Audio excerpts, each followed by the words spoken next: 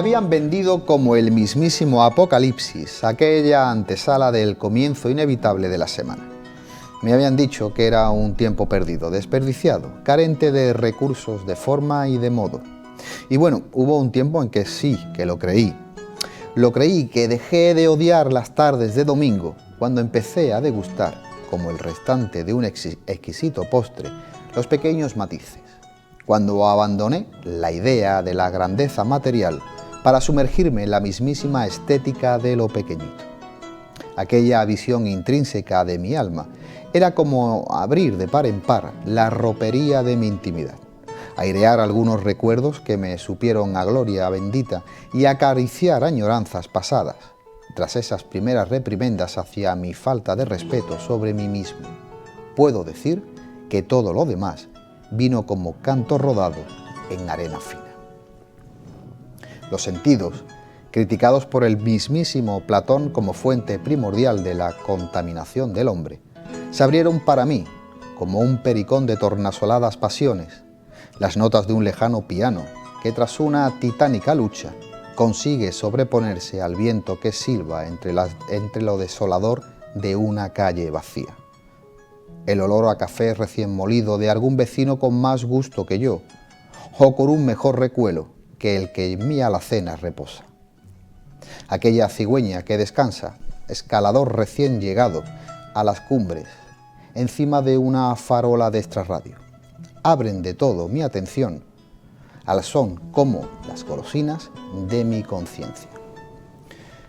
Me reúno de una cálida percepción del mundo que me sigue. Una colección de posibilidades como libros me rodean, aquellos que abro y cierro maquinalmente, sin leer nada realmente, solo por el placer connatural del propio acto de los hechos. Ojeo con visión escrutadora la felicidad que está aún por describir. Toco aquellos antiguos recuerdos que me miran de forma inquisidora, reclamando mi atención, mientras esquivo como ávido matador de toros otros que me revuelven las entrañas. He aprendido a disfrutar cada momento, aunque sea un domingo por la tarde, y aquella misma víspera de aquel crepúsculo creciente, amarillento, encendido como ascuas infernales, me regaló una tarde de tranquilidad infinita, sin cargas, sin tapujos, sin grandes pretensiones. Una felicidad sin receta médica, simplemente a gotas. Muy buenas noches a todos, mi nombre y quien os habla Rafael Montaño García. Sean muy bienvenidos a Café de Levante. Y hoy en nuestro programa nos acercamos al arte, al séptimo arte, al mundo del cine. Y para eso se encuentra con nosotros mi amigo Daniel Lanza Barba. Bueno, Daniel, todo un placer y encantado de tenerte nuevamente aquí en Café de Levante. ¿Qué hay? Bueno, Daniel, no solo de literatura, ¿verdad? Vive el hombre. Sabemos que estás en el proyecto de Kaizen Editores, que han pasado por aquí, parte de ese elenco de buenos escritores que tiene, pero hoy nos vamos a acercar al cine, a otra pasión tuya, ¿verdad? Y vamos a hablar un poquito sobre las películas, alguna que otra serie, y actores y algunas anécdotas. Sí, de hecho, bueno, el cine para mí libros y cine son los dos pilares en los que yo baso mi autoeducación cultural, ¿no? Y la verdad es que he ido bailando entre uno y otro. Recuerdo que de pequeño me embaucó muchísimo el cine, mucho antes que la literatura.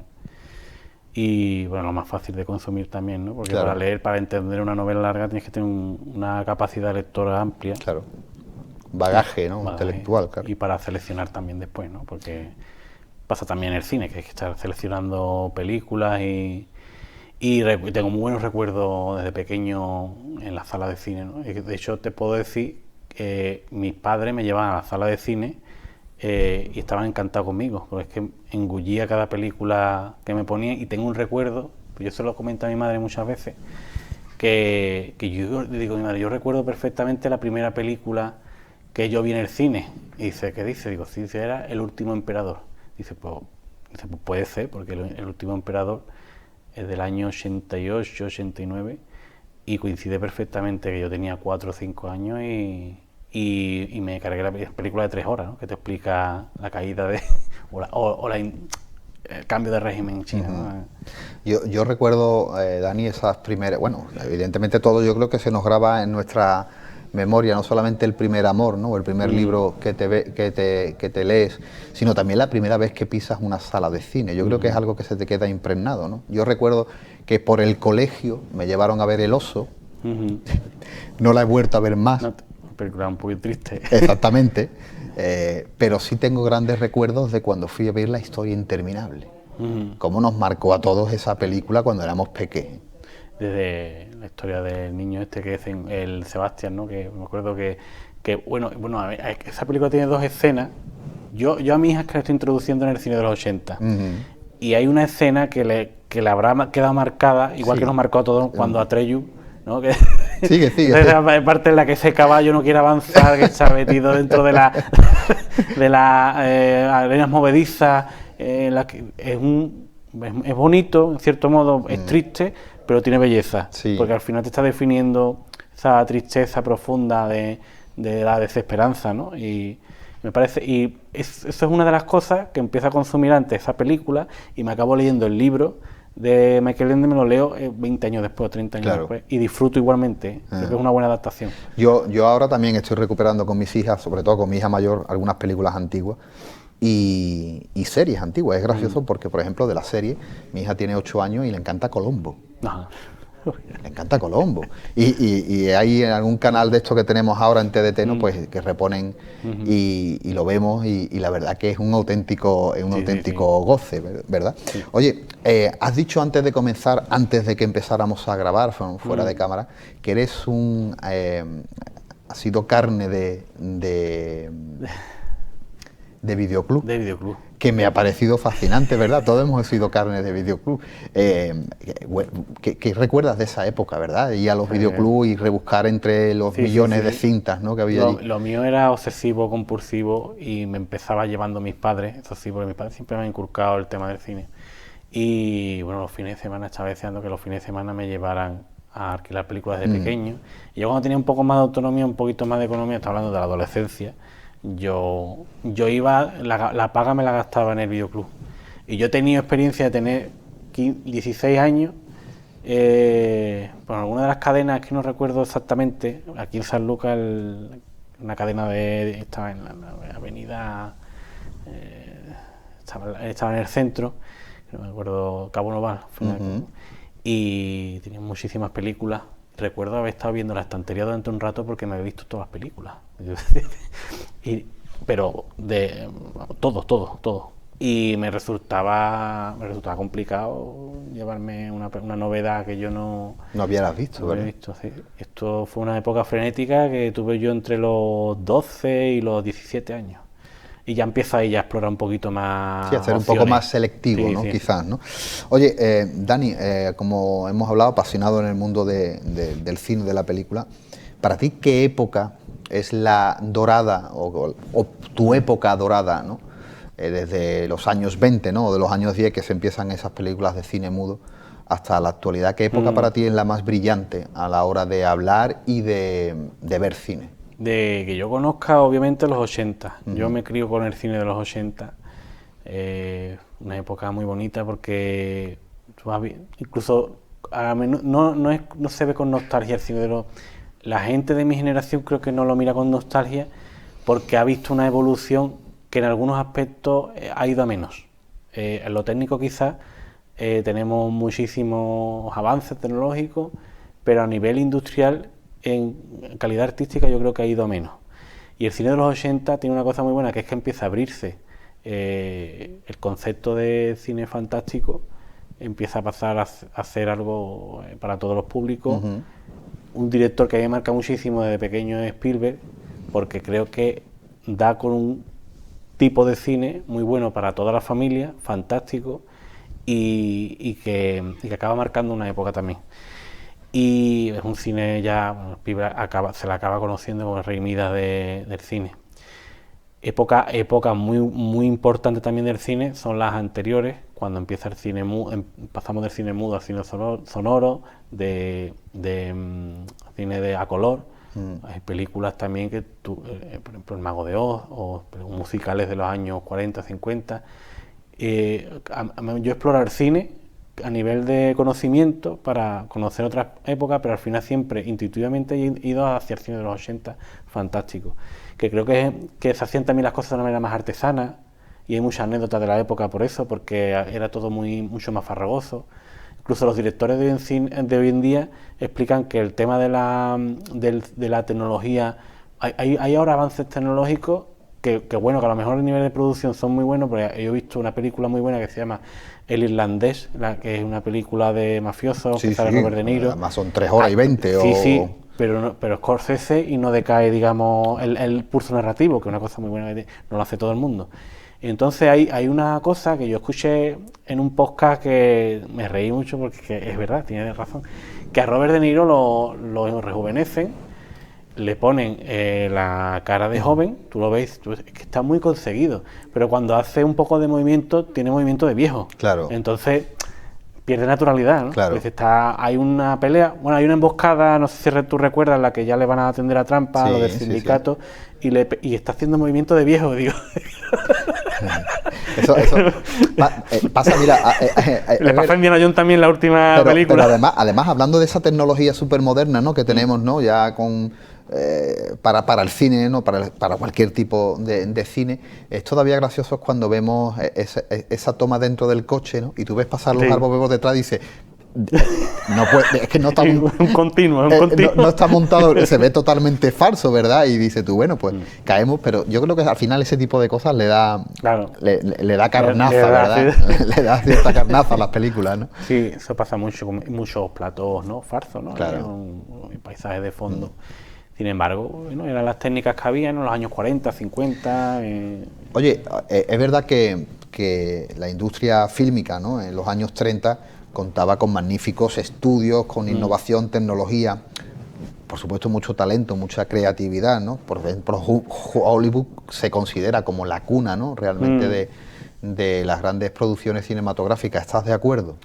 Se inicia la industria realmente, y bueno, después han nacido otras industrias, incluso mucho más potentes, como el típico Bollywood, ¿no? Bollywood produce muchísimas películas y para un público mucho más amplio, pero el que cala más en la cultura, a nivel cultural, y de hecho nosotros creo que se inicia ahí una colonización cultural a través del cine yankee, a través del cine, ahí tienen sus valores, sus costumbres, están reflejadas en el cine de los 50. A través del cine de Hollywood. Hay una época dorada, fuerte, y después hay un cine con muchísima producción que incluso entra en declive cuando empiezan las películas de Romano, Cleopatra, las películas... Sí, esas grandes producciones históricas, claro. Doctor Zhivago, muchas de esas incluso se rodan aquí en España. Pero, por ejemplo, en ese Hollywood de los años 30, donde se inicia, se cuece, ¿no?, todas esas grandes producciones que a día de hoy siguen siendo joyas, ¿no?, evidentemente de nuestro cine, pero si nos trasladamos a España, por ejemplo, en plena guerra civil, la Confederación Nacional del Trabajo, la CNT, con el sindicato cinematográfico, hace también interesantísimas películas que realmente muestran un adelanto a su tiempo, y claro, recuerdo el Acorazado con Plotnik, ¿no?, o Tierra y Libertad, ¿no?, películas en que estaban incluso metidas en medio de la guerra civil, y la verdad que resultaban bastante interesante ver cómo España también en su momento, y en aquellos años 30 de efervescencia del cine, también apostó por un cine de calidad. Es que yo creo que los españoles siempre hemos sido muy creativos en ese sentido, y pese a las circunstancias hemos hecho buenas obras artísticas, porque eso, incluso teniendo que no tenemos aquí una gran industria, a nosotros se nos valora muy bien fuera de España. Yo lo he escuchado más de una vez en una entrevista a uno de los directores, Paco Cabeza o Bayona, que Bayona ha dirigido la última película basada en La Sociedad de la Nieve, que basada en estos supervivientes que se quedaron del accidente aéreo, ¿no? Y ellos están muy bien mirados fuera de España porque se nos considera directores muy creativos, directores y guionistas muy creativos. Y yo creo que está un poco relacionado con todas esas etapas turbulentas que hemos pasado, en las que no ha habido, creo que en el cine, por ejemplo, como en otras industrias, no ha habido un asentamiento fuerte, como puede haber pasado en otros países, debido también al atraso. Realmente el franquismo, una opinión que yo tengo, crea un atraso cultural. Sí, hombre, eso obviamente, es algo, ¿no? Entonces, claro, claro, ese conocimiento que tenía que haber llegado y adaptarlo de alguna forma, el intercambio de ideas. Las dictaduras son lamentables para todo eso.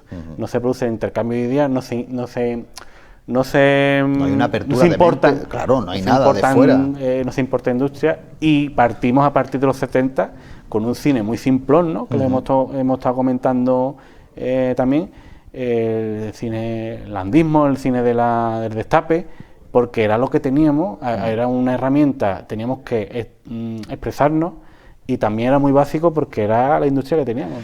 Pero también, eso hablaremos, creo, lo vamos a hablar un poco más adelante, pero ese movimiento del destape también fue un momento contracultural muy interesante, sí, porque además en muchas ocasiones se origina incluso antes de la muerte del dictador.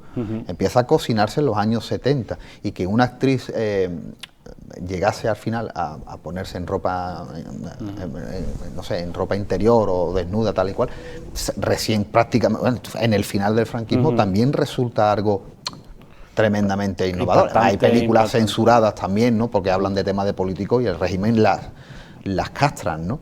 Con lo cual también es una época tremendamente interesante. Sí. Y lo del landismo que lo has dicho también me parece un tema muy interesante. Mira, hay hace poco escribí un artículo sobre el Salón Variedades, que era un teatro que había en Sanlúcar en 1914, y la crítica que había en la prensa era que se consumía muchísimo cine. Estaba llegando había un consumo enorme de películas y estaban abandonando el noble arte del teatro. Las compañías estaban en declive, había pocas compañías que hacían el teatro, ¿no? Porque la gente se estaba acostumbrando a ver películas de cine. Claro. Esto es simplemente una pequeña, no sé. Aquí en Sanlúcar éramos en cines de verano, una cantidad a inicios del siglo XX, hay un libro muy bueno de Palma, relacionado con los cines sanluqueños. Exactamente. Y yo cuando lo leí, yo me quedé impresionado, digo, la cantidad de cines que había, y era una cosa. El teatro Cine Bidú, el teatro principal, el que tenía acceso, digamos, a ese tipo de cultura también era la gente, la clase pudiente. Claro. Entonces, claro, como esto se convierte un poco en ciudad turística en ese sentido, creo que va llamando a que se creen más cine, porque se traslada a lo que tú has dicho, ¿no? A colación de todo esto que estamos hablando, yo te preguntaría si tú crees realmente que el cine es tan influyente que es capaz de cambiar el pensamiento y sociedades completas. Yo creo que sí, que se ha intentado también, porque ahora que hablábamos de franquismo, aquel famoso nodo, ¿no? Se utilizaba, o las producciones de los nazis, ¿no? Los nazis hacían producciones intentando influir sobre la sociedad, propagandísticas. Pero además con un alto nivel de producción, muchos directores que comían y que después estuvieron vinculados de alguna forma, y bueno, le dieron un poco. Había mucha gente que se metía en el movimiento nazi un poco a nivel económico. Cuando se dieron cuenta de lo que hicieron, yo creo que no hemos contribuido a algo que era un desastre. Y a nivel propagandístico, obviamente, en cinematográfico, todos estos regímenes tuvieron que contar con gente con mucho conocimiento. Claro.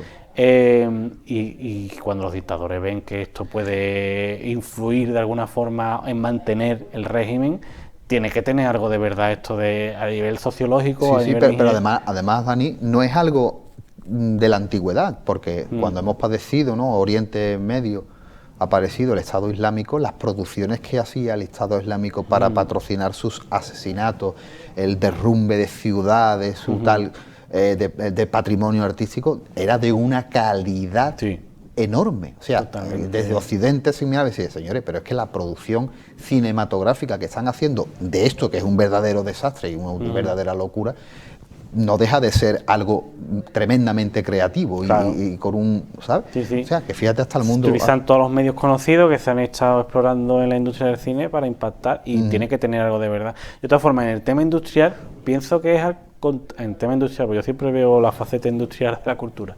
es más la gente la que cambia el contenido del cine que el contenido poder cambiar a la gente. Claro. De hecho, en los últimos 20 años está pasando algo, a mí personalmente, esto es un criterio personal, no es algo que yo crea que esto es así, punto. Que yo creo que las producciones son muy flojas, a nivel creativo son muy flojas, sobre todo las del cine americano, las del cine... creo que no se le está dando un contenido de calidad y que no se está dando con el quid de la cuestión, de que necesitamos que la gente deje otro tipo de ocio, móvil, y hay una competitividad entre cine y los contenidos visuales de internet, los canales de YouTube, y yo creo que no están sabiendo, y por eso creo también que es la época también dorada de la serie, porque la gente es más capaz de mantenerse expectante 40 minutos que 2 horas, ¿no? Claro. Entonces creo que ahí hay un problema de que eso lo está creando la sociedad. Está obligando a que la gente, o que sea más difícil que una persona se... Hombre, está claro que la sociedad evidentemente inevitablemente está cambiando porque es un siglo tecnológico, es un siglo rápido, un siglo de pantallas, un siglo de innovaciones, que lo va a cambiar todo, con lo cual lo mismo que se ha adaptado a los nuevos cambios, todos los movimientos sociales, creativos, artísticos y tal, el cine, por supuesto, tiene que adaptarse a lo que hay, porque igual que la televisión que vemos actualmente, la televisión que estamos haciendo ahora, o se reactivan, se renuevan o terminan muriendo. Bueno, una pregunta importante, Dani. Yo soy un gran amante del cine español. Yo te preguntaría, porque es verdad que el cine español ha sido tremendamente criticado. Yo particularmente creo que el cine español sigue enriqueciéndonos y haciendo verdaderas obras de arte. ¿Qué opinión te guardas y por qué crees que nace esa crítica inmadura en cierta parte de la población española? Yo creo que es una crítica injusta en el sentido de que se confunde, se ha difamado que el cine, al ser cine subvencionado, y es una realidad que el cine español subvencionado es malo. Entonces creo que no necesariamente una película subvencionada tiene que ser mala. Se han hecho grandes producciones en España y si no llega a contar con el tema de la subvención no salen adelante esas producciones y son películas muy buenas. Y esa mala fama creo que está relacionada con que hay ciertos sectores del cine que han sesgado o a través de opiniones públicas o a través su fidelidad a una ideología política, y ya la gente, a relacionar la ideología política con que la película es subvencionada, la gente ya el concepto de el razonamiento no lo hace por tal gobierno de izquierda o liberal, ¿no? Claro. Y no tiene por qué ser así, porque hay películas, la verdad, realmente buenas. Yo, el cine español que más vivo también a nivel directo es el que a partir de los 90, cuando empiezan a hacerse, pasamos de un cine más tradicional a importar otro tipo de cine con más acción. Alex de la Iglesia, por ejemplo, que hace películas El Día de la Bestia. Yo creo que Alex de la Iglesia, cuando estrena El Día de la Bestia en el año 92-93, yo creo que es un momento disruptivo. Y ahí demuestra, dice, ya solamente no somos, en los últimos 10 o 15 años, los 80, se había hecho mucho cine de enredo, mucha comedia loca. Dice, no solamente, y somos muy buenos realmente. Yo cuando doy con el compañero Raúl la cartelera los viernes, siempre digo, cuando hay una película española que es una comedia, digo, hay que verla porque el cine cómico, el español, está bien. Yo me río mucho y me gusta mucho el cine de enredo, pero que es un cine más comercial, ¿no?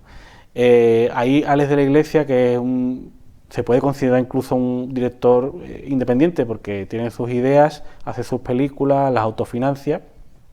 Él dice incluso que reniega un poco de la subvención, hipoteca sus casas, ¿no? Como Santiago Segura, también he escuchado yo que él hipoteca mi casa 6 veces, dice, tiene que tener una casa muy es muy cara, ¿no? Entonces creo que se empiezan a hacer otras cosas. A mediados de los 90 empiezan a hacerse otras cosas, y creo que la capacidad de ese español, ese director de cine español creativo, además de esa capacidad de ser más creativo en una industria más floja porque no es tan competitiva, lo hace más digno. Claro. Eso pasa mucho con el artista español.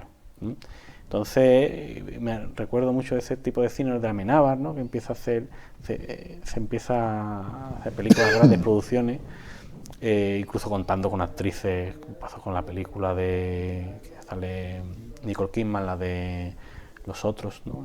Película que de suspense, cine diferente, de terror, y que es un director español que lo hace con producción española. Pero además un cine que te puede gustar más o no la película que acabas de decir, pero igual que Alex de la Iglesia con El Día de la Bestia hace esa apertura, ¿no? o crea una nueva tendencia, una nueva ramificación. Por ejemplo, Los Otros también lo crea para el cine de terror. Claro. Y Alex de la Iglesia, que tiene una historia muy curiosa, porque el cine que era más tipista en ese momento era el de Almodóvar, que es el que había llegado para crear la tendencia, y es Almodóvar el que produce su primera película con su productora El Deseo. Su primera o su segunda película. Pues esa fue su segunda película. Y ahí yo creo que hay una necesidad por parte de estos directores que ya están haciendo cine, están regenerando un poco la industria, de hacer cosas diferentes y sobre todo no hacer como pasa en otros países en los que hay una colonización cultural de los americanos y tal. Nosotros recogemos cosas de ellos, pero lo hacemos de otra manera. Porque, por ejemplo, a mí me pareció fabulosa esa escena de Santiago Segura en el Día de la Bestia, en el que el tío sale con una recortada, sale en la Gran Vía de Madrid, y digo, esto es que es muy heavy, pero ahí estás cogiendo elementos del cine de yankee y lo estás llevando a Madrid. Hombre, la escena realmente en el mítico cartel de Schweppes, a mí es brillante. Es brillante. Oye, Daniel, vamos a pasar unos momentos a publicidad y retomamos un poquito el tema del cine. Muy bien. Amigos de Café de Levante, nosotros volvemos tras unos anuncios publicitarios.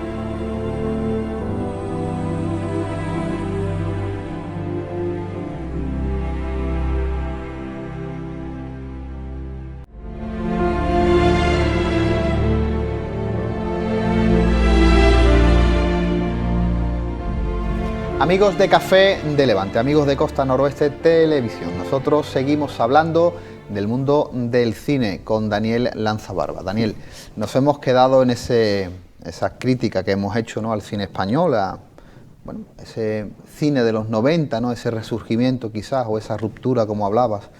Yo, hablando y retrocediendo un poco en el tiempo, tengo aquí algunas de los grandes, para mí, grandes clásicos y grandes películas que a día de hoy sigo viendo y reviendo y lo vuelven a poner y la vuelvo a ver. Por ejemplo, como El Crack, ¿no?, de José Luis Garce, del año 1981, con un papel brillantísimo, ¿no?, de Alfredo Landa. Me acuerdo, ¿no?, esa imagen cuando se le meten los delincuentes, ¿no?, en el parking, ¿no?, de Renault 19 rojo. Y le da y al final le echa agua diciendo que era gasolina, ¿no? Me parece es buenísimo, es muy bueno, una imagen que he buena. buscado muchas veces en YouTube y que la vuelvo a ver porque me parece una actuación ahí genial. García hace otra ruptura también. Claro. Si no éramos capaces de hacer cine de género negro a los Humphrey Bogart, pues sí somos capaces de Alfredo Landa. Y además utilizando a Alfredo Landa, que venía del landismo, ojo, Ojo. Un actor muy versátil. Exactamente. Bueno, pues El Pico, ¿no? Me parece una auténtica maravilla. 1983, de Eloy de la Iglesia, que estábamos hablando antes. Los Santos Inocentes, para mí obra cumbre de esa época, ¿no?, final del franquismo, de Mario Camus, con un papel muy destacado de Francisco Rabal y Alfredo Landa. Tristana, de Luis Buñuel, años 70, o Bienvenido Mr. Marshall, de Luis García Berlanga, del año 53, para mí un papel muy bonito, el de José Isbert. La Escopeta Nacional, que me parece una obra de arte, de Luis García Berlanga, del año 78, con esa familia, ¿no?, del Marqués de Leguineche, ¿no? Además, para mí eso es verdaderamente, esa película que tuvo 2 películas más, ¿no? La saga fueron 3 películas, a mí me parece de una valentía y de reírnos de nosotros mismos, lo del Marqués de Leguineche y cómo es ese esperpento, ¿no?, de esa rancia parte de la sociedad española de final de los 70. Eran maestros también de la censura, porque yo recuerdo especialmente de la época de Ciento un pobre en tu mesa, ¿no? Era una cosa que lo ves hoy en día y te pone los vídeos de punta. Totalmente, ¿no? No tenemos nada que envidiar ni a Pasolini, ni a... Por supuesto, ¿verdad? Es un cine muy crítico y me parece que es doble talento, ¿no? El evitar la censura, hacer arte, con lo complicado que es hacer una obra de arte, una cosa que mantenga al espectador, por los motivos que sea, o entretenido, o expectante, emocionado, es muy complicado. Y hay muchos recuerdos en esa película que tú comentas. Yo conozco, por ejemplo, el cine de Raval, cuando de pequeño. Yo he visto de todo siempre, ¿no? Porque mis padres siempre me han puesto de todo, de películas de videoclub. Y de hecho soy fan del videoclub porque desde chico me han estado inculcando el videoclub, ¿no? Y lamentablemente pues han tenido que desaparecer todos los videoclubs. Que creo que no ha venido bien que desaparezcan los videoclubs. Y tengo una teoría sobre eso, pero el tema es una buena forma de acercarte a la primera obra literaria, porque yo pues conocí a Miguel Delibes antes de que me lo mandaran al instituto, por ejemplo, con esta película. Y hay dos o tres cosas que demuestran en la película la dureza del ambiente, que si tú la ves con 6 o 7 años, tú ves la película, no lo entiendes, pero después se te queda un poco reflejado, ¿no? Pues el Paco Rabanne, cuando hace de persona con déficit disminuido y lo tienen que recibir, tienen que cuidar de él, y tiene unas costumbres, unos hábitos en el campo y tal, y lo vas viendo, te va impactando, te va entreteniendo. Hay veces que le dejo alguna cosa un poco más adulta a mi hija y le veo en la cara un poco, no lo entiendo, pero quizás me gusta, ¿no? Y la verdad es que era cine de mucha calidad. Y lo que estaba comentando antes, a mí me impactó muchísimo, te lo he dicho, lo que es la escena del Crack de Alfredo Landa, que creo que tuvo 3 películas, ¿no? El Crack 2, ¿no? 2. Esa escena del parque es bestial. Y ese juego de mirada con los delincuentes que le está desafiando, y él dice, soy capaz de todo, ¿no? Alfredo Landa haciendo de detective duro, de personaje. A mí me encantó el papel que hizo. Bueno, ya de Los Santos Inocentes, para no ser repetitivo, me parece brillante la imagen. Esa escena, Daniel, cuando están en la montería, ¿no? Cazando, y él se agacha oliendo el terreno buscando la perdiz perdida, es de una dureza brutal. Tenían que habituarse al campo, que eso es literatura de Miguel Delibes, ese conocimiento del campo, de ese otro idioma, que también en ese momento no creo que hubiera tanta nostalgia con el campo, que sí ha habido después, porque ha habido a partir de 2010-2012 había un resurgimiento incluso en la literatura española del tremendismo, ¿no? Ese tipo de literatura muy rural que reclama que nos salgamos un poco de la ciudad y veamos lo que es la realidad, ¿no? Y es ahí en ese momento yo supongo que harían simplemente como de Miguel Delibes era una persona de campo, entonces describía, y eso se traslada mucho, ese aura se traslada en la película. Sí, la verdad es que sí. Para eso sí, yo creo que es importante. Yo no soy fan de las adaptaciones, pero si se hacen de esa forma las respeto. Después cuando se adaptan, dices, ¿para qué hace estas cosas, verdad?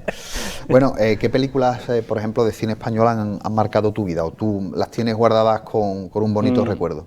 Pues de estas películas que estábamos comentando antes las he conocido después. A mí me pero eso suele pasar. A ver, nosotros somos de los 80, pero tú no veías, no sé, yo tengo 44 años ahora.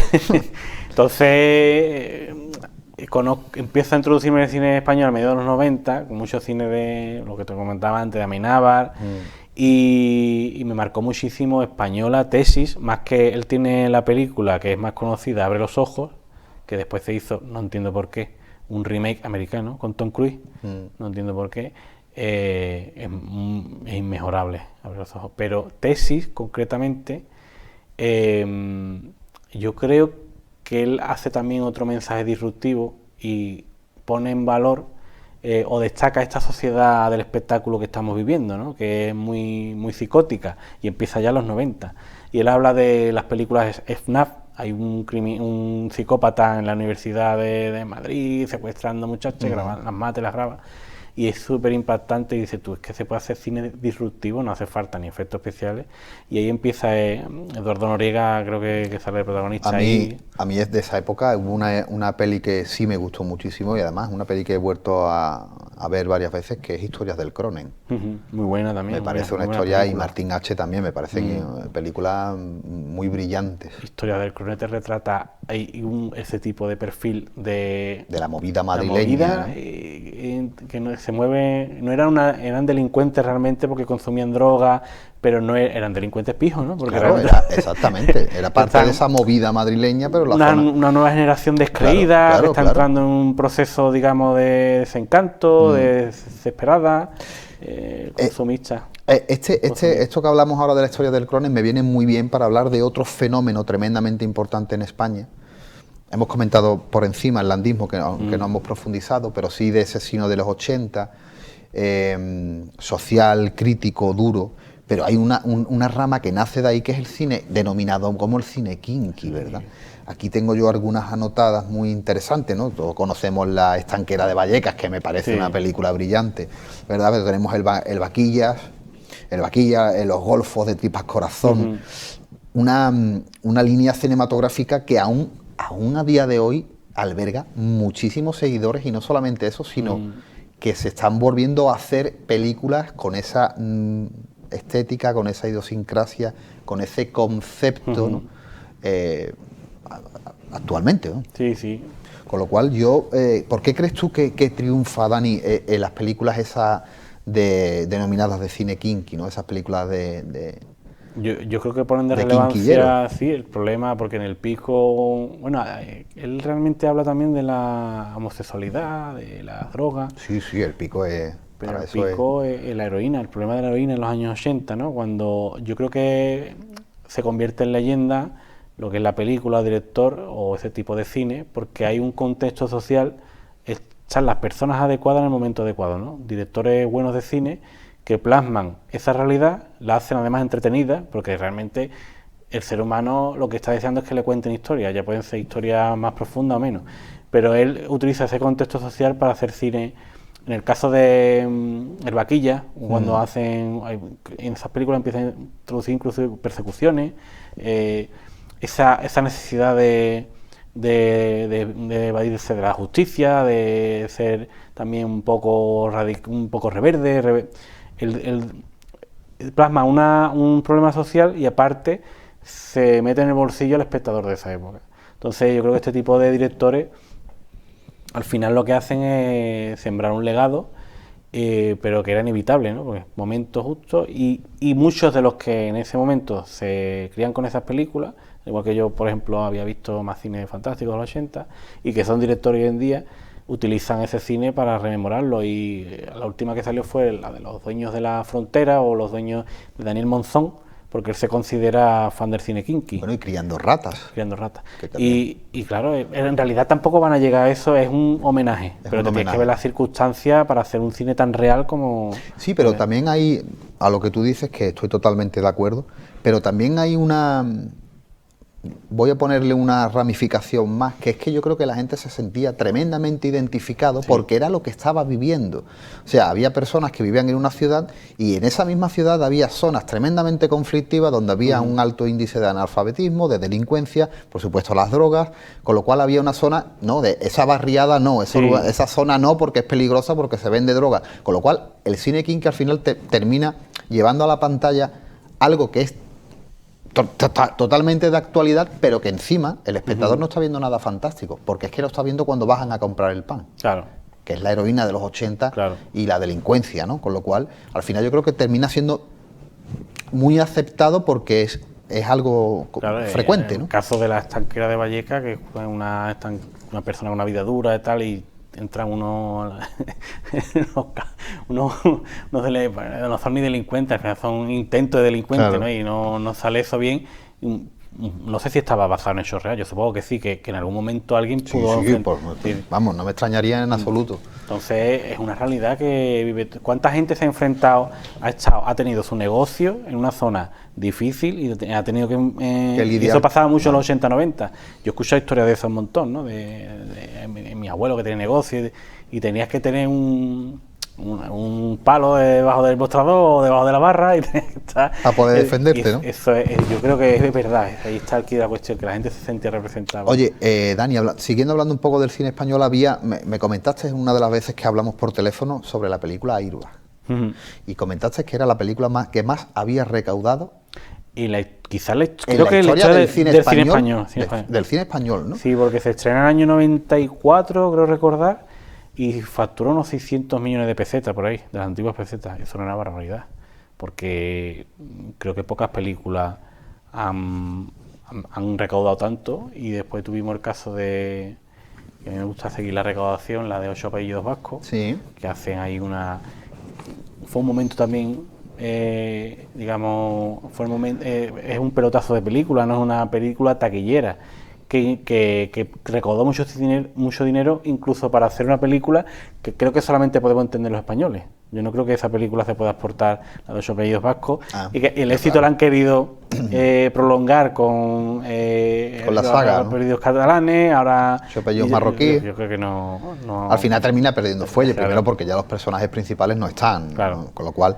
Pero bueno, y hay muchas veces que se valora, yo creo que en todos los, no sé si en todos los países, pero por ejemplo en España somos mucho, ¿no?, de ser muy mala madre y muy buena madrastra, ¿no? Sí. Por ejemplo, con el cine suele pasar mucho, ¿no? Por ejemplo, hablando antes de Alex de la Iglesia y la película del Pico, que es una auténtica maravilla y es una película tremendamente dura, tiene una repercusión importante en España, pero no fuera de ella. Claro. Incluso, en cambio, Trainspotting, ¿no?, que es Sí. una película también maravillosa, esas bandas juveniles, ¿no?, de esa Inglaterra, ¿no?, al final se termina convirtiendo en una película de culto. Sí. Cuando tú ves el Pico y además para que mí es trata el tremendamente tema, el doble claro, de cruda, ¿verdad? tratan el tema de manera más superficial. Claro, y, claro, y el otro claro. hace un balance un poco más real.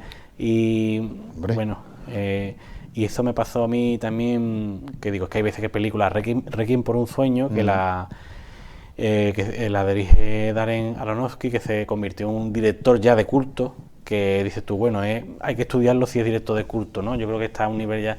tiene Requiem por un sueño, que habla sobre unos yonkis, lo que habla sobre unos yonkis que hacen cosas ya que están a nivel bestial con tal de conseguir la mercancía.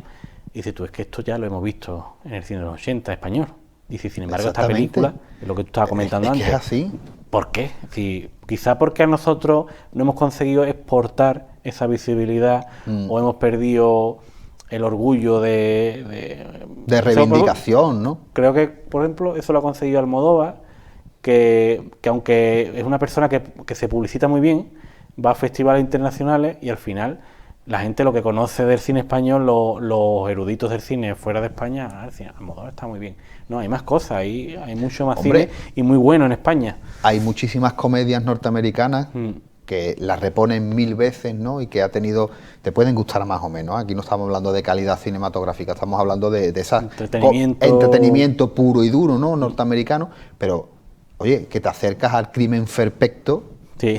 Y estamos hablando de una película que si está hecha, grabada en Hollywood, están poniéndola todos los días o todos los fines de semana en la televisión y es una auténtica maravilla. Es una maravilla. Es una auténtica maravilla. Que la vi en el cine también. Es que es una maravilla, o sea, que tienen grabar simplemente en unos grandes almacenes y crear el ambiente y la atmósfera que crean con el Crimen Perfecto. Sale Willy Toledo que y yo recuerdo que tengo un problema con el de la Iglesia, que yo creo que los finales no los hace...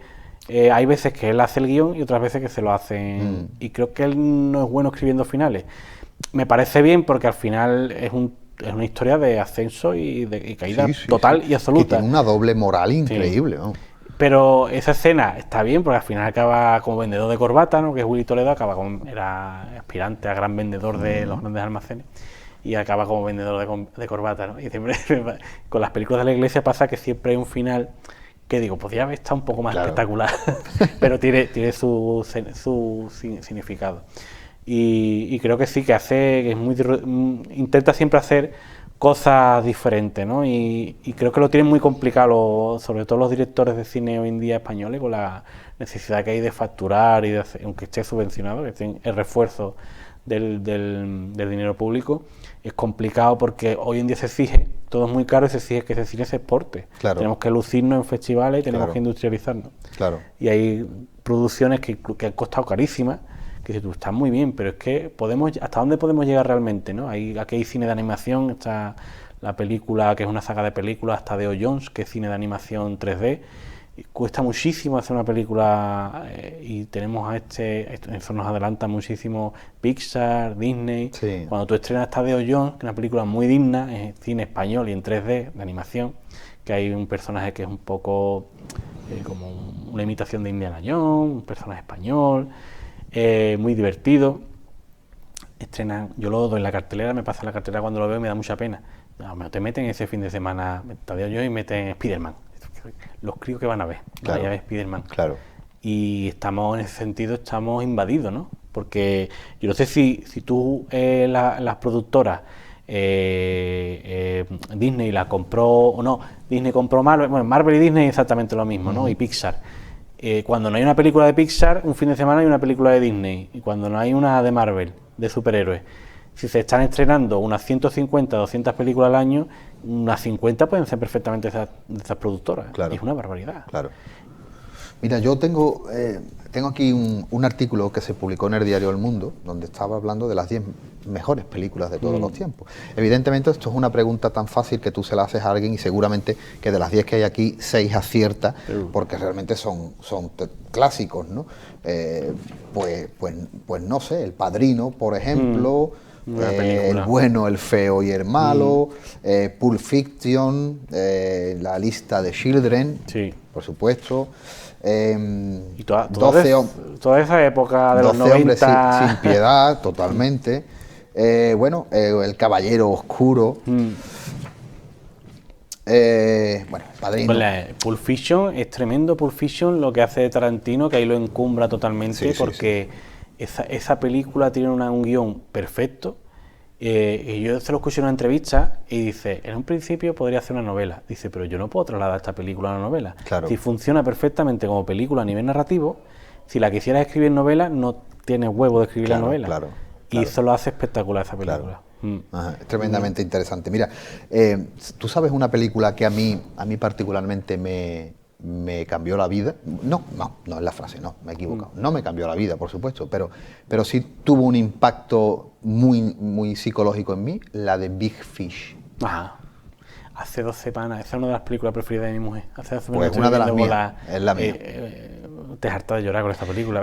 Pero me parece una mezcla de sueño, de inocencia, de creatividad. Yo se la he puesto a mi hija todavía es pequeña, la ha visto conmigo, pero claro, hay cosas que termina por no entender, ¿no? Claro. Pero sé que la volverá a ver y le encantará. De pérdida de inocencia también, claro, traslada claro. A mí me parece una belleza estética. Eso que a nivel narrativo, ese mensaje que deja de que tenemos que abandonar la inocencia, igual que, ¿no? Después cuando abandonamos la inocencia, lamentablemente la vida nos obliga también a mentalizarnos de que también tenemos que abandonar la vida. Totalmente. Entonces, ¿no? Es como cuando le dice, hay una frase muy buena que dice, ¿tú qué quieres ser de mayor? Y dice, yo niño, ¿no? Claro. No quiero renunciar a esto que tenemos, esto que tengo, que he descubierto. No me gusta nada. Está muy bien. Bueno, sobre esas películas, hemos hablado un poquito del cine español. Es verdad que íbamos a hablar un poco del landismo. Si quieres lo pasamos un poquito por encima, lo repasamos. Ese fenómeno también de esas películas de los años 60, 70, 80, López Vázquez, Paco Martínez Soria, Rafaela Aparicio, Lina Morgan, han creado también un cine que es muy peculiar. A mí particularmente me gusta el cine de barrio, que es lo que sea actualmente. Yo soy un gran enamorado del cine de barrio.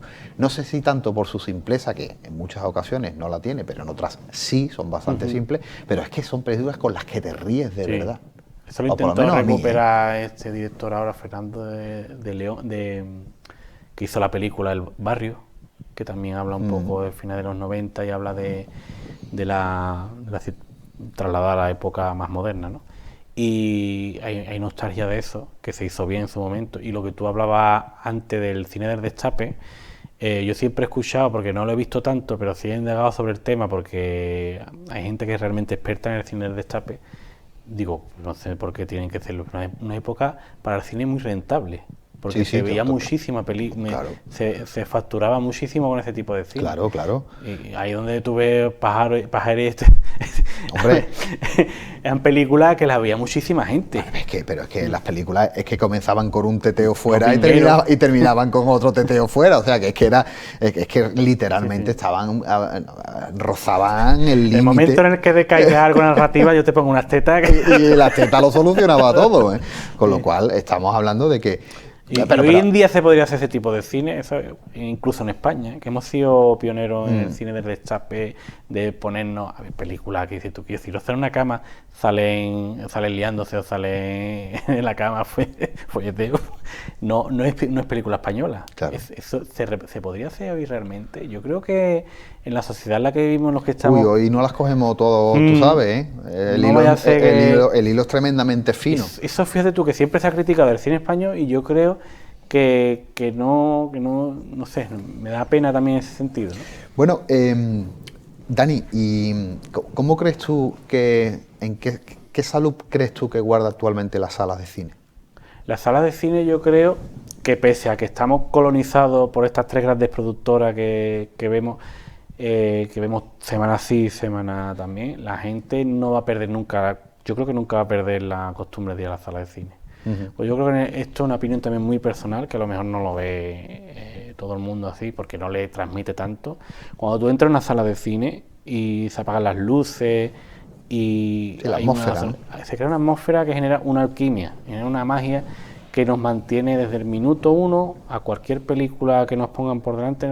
Ahí no hay móvil que valga, ahí entras en otro mundo diferente. Es verdad. Y yo creo que eso no se va a perder. Me da más pena que se haya perdido el tema videoclub por el traspaso a los sistemas de información vía internet. El streaming recupera el catálogo, pero si tú te fijas, si tienes varias plataformas de streaming, cada vez más complicado encontrar surtido de cine. Yo siempre manejo 2 o 3 plataformas y parece que están siempre las mismas películas en esas plataformas.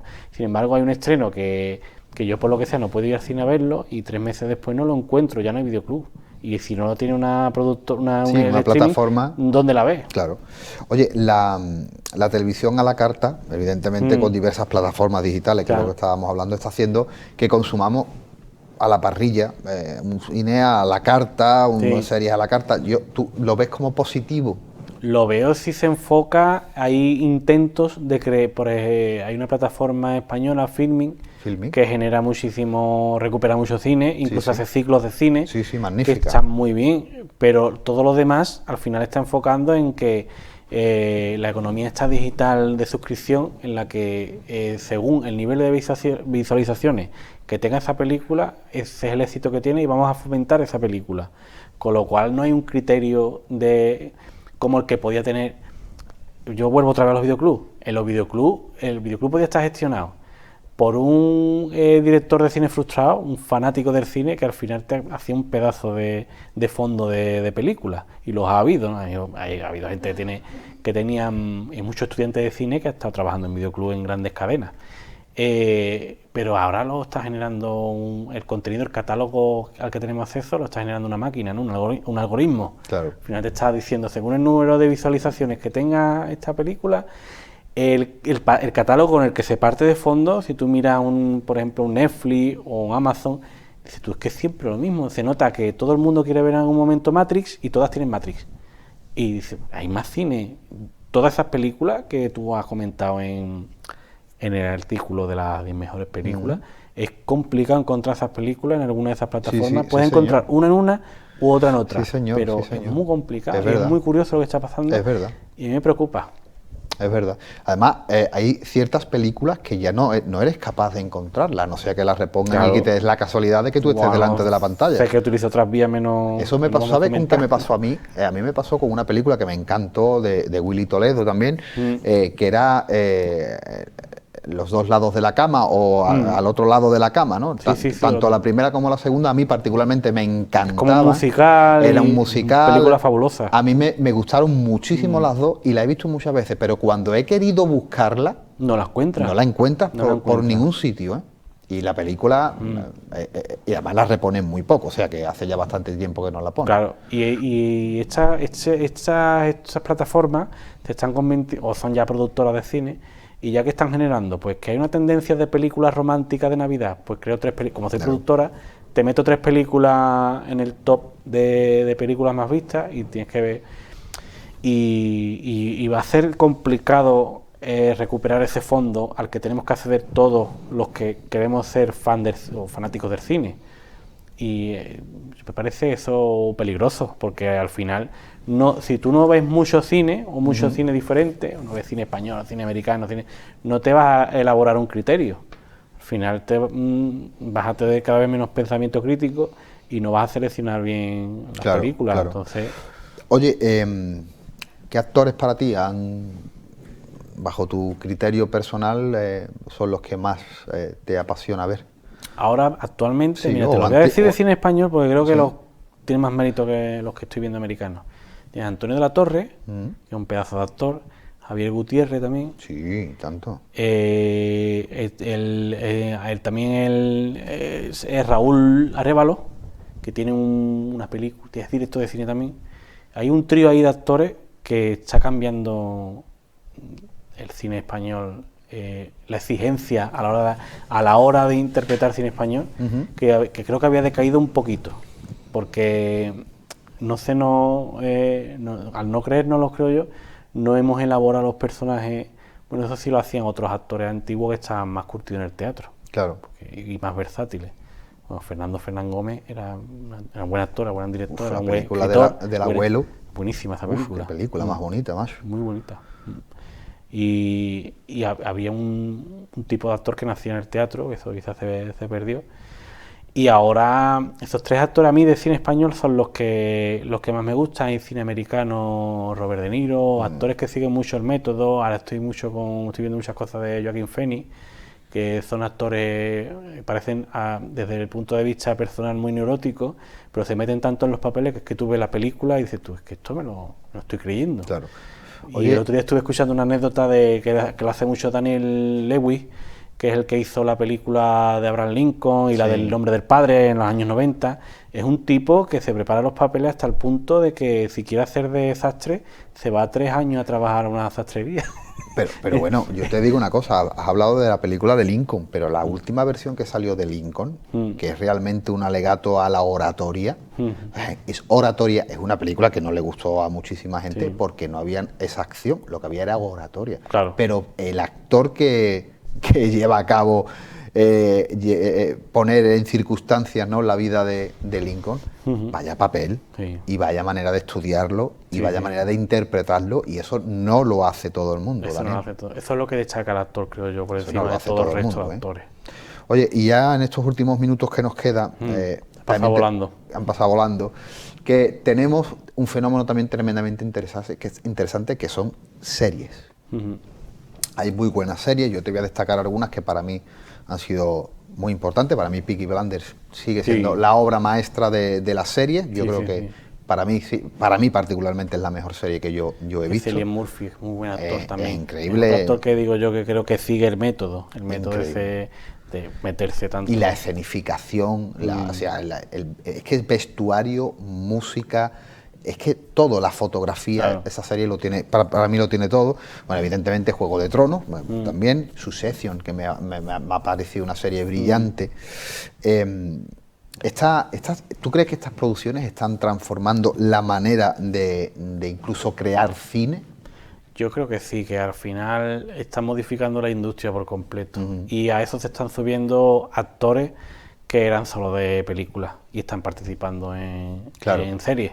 Porque el caché que hay entre series y películas es diferente, y a muchos de ellos ya les está, a nivel de reputación, de imagen, de sueldo, lo que sea, les está beneficiando mucho más participar en series. Entonces se está trasladando, pues se está creando, y yo creo que se inicia un poco la serie que es muy disruptiva, Breaking Bad, que tiene, por supuesto, se me ha olvidado decirte. Ahí se inicia yo creo que se inicia la época dorada de las series. Se nos conocerá en esta época como la época de las series. Es que Breaking Bad, entre Juego de Tronos, Breaking Bad, Succession, por ejemplo, o Peaky Blinders, estamos hablando de muchísimo calado, es muy complicado levantarte de tu asiento, estás en tu casa la estás disfrutando desde tu televisor. Esa experiencia es complicada ya competir con esa experiencia. Y bueno, pues hemos tenido épocas del cine, la época del spaghetti western, la época dorada del cine, y creo que en los últimos 15 o 20 años se nos conocerá como la época dorada de las series. Porque que al final, ¿qué se nos va a conocer? Como la época dorada de los superhéroes. No lo veo digno, sin menospreciar el cine de superhéroes, que ya es un género de por sí. Tiene mérito porque se hacían muy pocas películas de superhéroes hasta hace 10 años. Ahora tenemos 4 o 5 películas de superhéroes al año, y yo ya no conozco yo no leo tantos cómics para saber cuál es cuál. Pero es lo que hay ahora. Oye, bueno, recomiéndanos una película ya que estamos para terminar, y una serie. Una película y una serie. Te voy a recomendar una serie que pasó desapercibido, creo yo, y tiene cositas buenas y cositas malas. A mí me marcó muchísimo, son of Anarchy. Ah, bueno, Hijos de la Anarquía, yo lo he visto. A mí no me terminó de... Ahí no me ¿tiene un terminó. fanático o...? ¿Pero sabes por qué? Porque venía de ver... yo venía de ver Peaky Blinders. Peaky Blinders. Ah, pues entonces... Claro, entonces yo tengo un amigo mío, que es mi amigo Francis, al que le mando un saludo, que vive en Huelva, un hermano para mí, y él me decía, oye, tienes que ver Hijos de la Anarquía, tienes que verla. La verdad que la vi, la verdad que me gustó, yo no puedo decir que no me gustase, además se lo dije a él, pero... Claro, es que yo venía de un nivel muy alto. Claro. Cuando yo vi las conversaciones, la trama, lo fácil que se metían en el lío y lo fácil que lo solucionaba, yo decía, sí, está bien, pero esto no tiene no tiene el mismo fondo argumental que Peaky esto no tiene la calidad argumental que tiene Peaky Blinders. Pues sí, pues tiene toda la razón. Pero a mí esa me marcó por también esa necesidad de recargar un poco a nivel popular el instinto ese de libertad que tiene el ser humano, y yo qué sé, lo veo muy romántico. Es una serie romántica, aunque sea totalmente de delincuentes y de criminales, y yo en la vida haría lo que hacen los moteros de Sons of Anarchy, por favor. Pero me gustó mucho. Y a nivel de ciencia ficción me enganché muchísimo, que después perdió fue Los Perdidos. Ah, yo no le llegué, a mí me aburrió también. Sí, y después pierde, pero tuvo un momento, creo yo también, impactante en el que ya se empiezan a hacer series, empieza House, no había plataforma, se emitían en televisión, todavía estábamos enganchados a la televisión, estamos hablando de 2005, 2006, por ahí. Me gustó muchísimo, esas dos series me han marcado, yo las recomiendo que... A mí hay una serie que disfruté muchísimo viéndola, que es Downton Abbey. Buena, qué muy buena. estética, Está muy bien ambientada. Qué cosa más bonita, qué diálogos, qué manera de interpretar. Y muy bien documentada. Exactamente. Porque te habla de las profesiones, del currículum de cada uno, de temas de cómo se evoluciona la prensa, cómo... Sí, señor, la Primera Guerra Mundial. Sí, la verdad que es una grandiosa serie. Pues, Dani, la verdad que esto nos daría para bastante más, ¿no? Porque bueno, somos lectores, ávidos lectores, tanto tú como yo, pero también consumidores de buen cine y buena serie. Con lo cual, por mi parte, todo un placer tenerte aquí y esperemos que podamos seguir charlando de cositas así. Seguro. Amigos de Café de Levante, nosotros volvemos para la semana que viene con nuevos temas, nuevos invitados, y por mi parte, bueno, desearos a todos muy buenas noches, que sean muy felices, y un saludo de este que os habla, un tal Montaña.